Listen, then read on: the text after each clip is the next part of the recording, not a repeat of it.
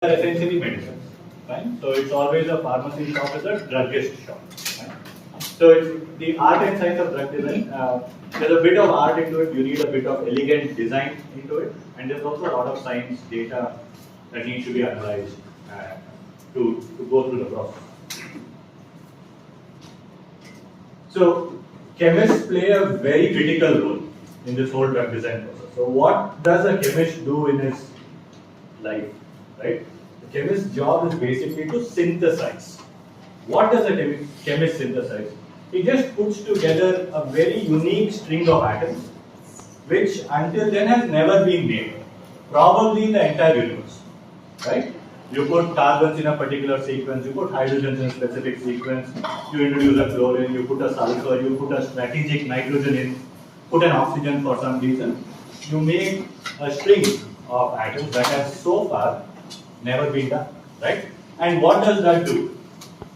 For the kind of work that I am talking about, those string of atoms essentially will help you inhibit some proteins that are out of control. There are other things that you can do to proteins. You can activate them, you can depress them a little bit, and so on. But let's just stick to one case. So many times in a disease state, some protein is a little out of control. What do I mean by out of control?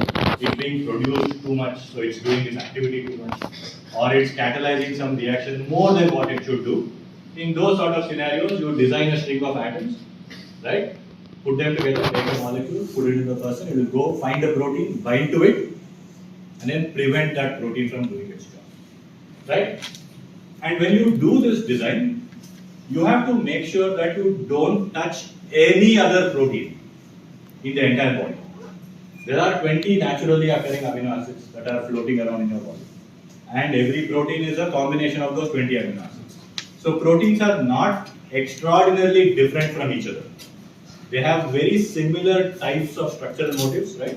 What are the bonds between any two amino acids in a protein? Peptide bonds, right? So all of them have a peptide bond.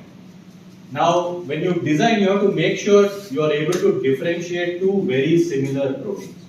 And that's where a chemist's job is critical. Then the third point that I have put there is the unique string of atoms that we create, we should be able to smuggle through body's defenses, right? What are the body's defenses when you take medicine? Do you think your body should defend for the medicines that you take? Should it or should it not? So